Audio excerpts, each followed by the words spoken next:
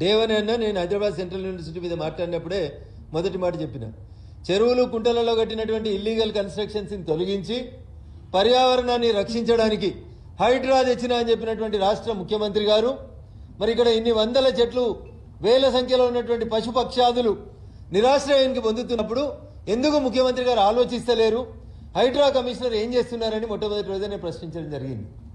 దీంట్లో బేషజాలకి పోవాల్సిన అవసరం లేదు, నువ్వు గెలిచినవా నేను గెలిచినవా పంచాయతీ అవసరం లేదు.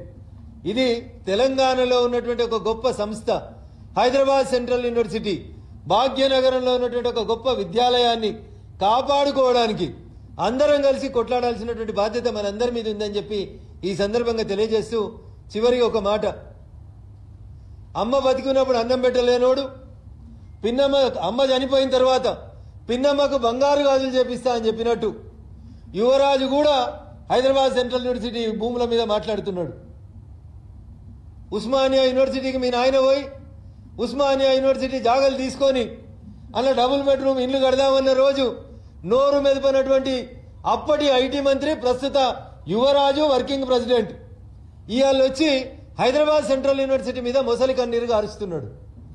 10 సంవత్సరాలు అధికారంలో ఉన్నప్పుడు మీరు ఎప్పుడన్నా సెంట్రల్ యూనివర్సిటీకో ఉస్మానియా యూనివర్సిటీకో పోయి పేద విద్యార్థుల కష్టాలు ఏంది అని ఎన్నడన్నా ఆలోచించినవా యువరాజు అని అడుగుతున్నా.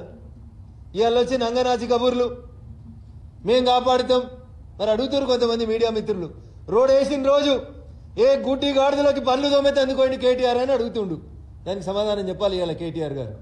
అందుకనే టీఆర్ఎస్ ఎలియాస్ బీఆర్ఎస్ అనేటువంటి పార్టీకి హైదరాబాద్ సెంట్రల్ యూనివర్సిటీ భూముల మీద మాట్లాడే నైతిక హక్కు లేదనేది నేను చాలా స్పష్టంగా చెప్పదలుచుకున్నా.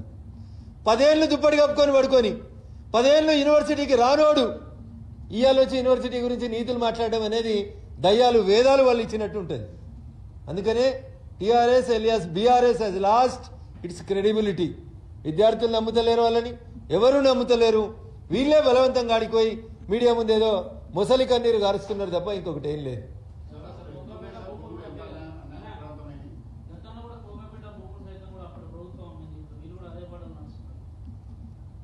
సో నేను చాలా సందర్భాల్లో చెప్పినా మా మీడియా మిత్రులకు కూడా గుర్తుండే ఉంటుంది.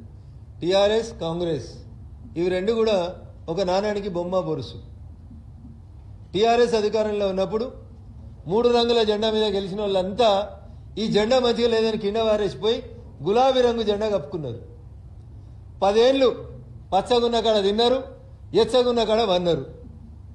ఇవాళ గులాబీ రంగు జెండా అధికారంలోంచి దిగిపోయి మళ్ళా 3 రంగుల జెండా అధికారంలోకి రాగానే ఇలా గులాబీ జెండా మంచిగా లేదని ఒక ఆయన పోయి ఏకంగా గులాబీ జెండా మీద ఎమ్మెల్యే గెలిచిన ఆయన పోయి 3 రంగుల జెండా మీద ఎంపీ కూడా పోటీ చేసిండు. సో అందుకని తెలంగాణ సమాజం ఆలోచించు. టీఆర్ఎస్ కాంగ్రెస్ ఈ రెండు వీణావాణిలాగా విడదీయరాని బంధంతో పెనవేసుకుపోయినటువంటి పార్టీలు. ఒక నాణానికి ఒకటి బొమ్మ అయితే ఇంకొకటి బొరుసు. అందుకని దయించి తెలంగాణ సమాజమా ఒకసారి ఆలోచించుర్రి. ఆయన కొట్టినట్టు చేస్తున్నాడు, ఈయన ఏడిచినట్టు చేస్తున్నాడు. అంతకు మించి ఆ 2 పార్టీలకు కూడా ఉస్మానియా యూనివర్సిటీ మీద చిత్తశుద్ధి లేదు, హైదరాబాద్ సెంట్రల్ యూనివర్సిటీ మీద చిత్తశుద్ధి లేదు. వాళ్ళకి కావాల్సింది ఎట్లా అధికారం నిలబెట్టుకుందాం, ఎట్లా రియల్ ఎస్టేట్ వ్యాపారం చేద్దాం అనేటువంటి అంశం తప్ప ఇంకొకటి కాదు. కాబట్టి తెలంగాణ విఘ్నులకి మేధావులకి చాలా మంది మాట్లాడుతురు. ఆ మధ్యలో తెలంగాణ ఉద్యమం కాలం నుంచి చాలా మంది మేధావులు మాట్లాడుతురు. కానీ ఇలా మేధావులు మాట్లాడతలేరు. సెంట్రల్ యూనివర్సిటీలో గొడవ జరుగుతుంటే మాట్లాడతలేరు, విద్యార్థుల మీద దాడి జరిగితే మాట్లాడతలేరు. పాపం వాళ్ళకేదో కొంతమందికి పదవులు ఇచ్చిండంట ఇప్పుడున్న ముఖ్యమంత్రి గారు. పదవుల కోసం పెదవులు మూసుకుంటే నాడు తెలంగాణ ఉద్యమానికి ఎట్లా నష్టం జరిగిందో, తెలంగాణకు ఉద్యమానికి ఎట్లా నష్టం జరిగిందో, అయ్యా విఘ్నులారా మేధావులారా నేను 2 చేతులు జోడించి మీకు సవినయంగా అప్పీల్ చేస్తా ఉన్నా. వ్యవస్థల్ని నాశనం చేయకుండ్రి, విద్యార్థుల బంగారు భవిష్యత్తుకి మీలాంటి విఘ్నులు అండగా నిలబడండి అని మాత్రమే. మీరు ఇలా పార్టీలు ఉన్నారా, పదవులు వచ్చినాయా, ఇంకేమైందా అనేది పక్కన పెట్టి దయించి విద్యార్థి లోకం పక్కన నిలబడాలని నేను సవినయంగా వారికి అప్పీల్ చేస్తా ఉన్నా.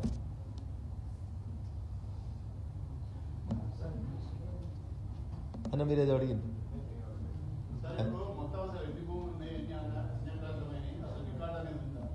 2374 ఎకరాలు 1973లో హైదరాబాద్ సెంట్రల్ యూనివర్సిటీ ప్రతిపాదించి అక్కడ శంకుస్థాపన చేసినప్పుడు అప్పుడు కేంద్రంలో అధికారంలో ఉన్నటువంటి పెద్దలు అలకేట్ చేసినటువంటి భూమి 2374 ఎకరాలు.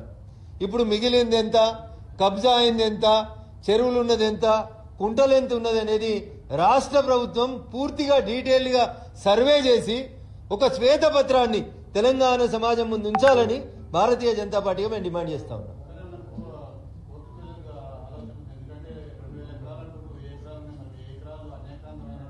ఇప్పుడు తెలంగాణ హైకోర్టులో కానీ కేంద్ర సుప్రీంకోర్టులో కానీ జరుగుతున్నటువంటి ఆర్గ్యుమెంట్స్లలో మేము మాకు చేతనైనంత వరకు న్యాయవాదులకు సహకరించడం కానీ ఇతరత్ర అంశాల్లో మాట్లాడుతూ ఉన్నామన్నా కొన్ని విషయాల్ని ఆన్ రికార్డుగా మేము చెప్పలేము. దయించి మ్యాటర్ సబ్జుడీస్ అయింది కాబట్టి we cannot cross this line అనేది నా ఒపీనియన్. దయించి సహకరించాల్సిందిగా మీడియా మిత్రులకు విజ్ఞప్తి.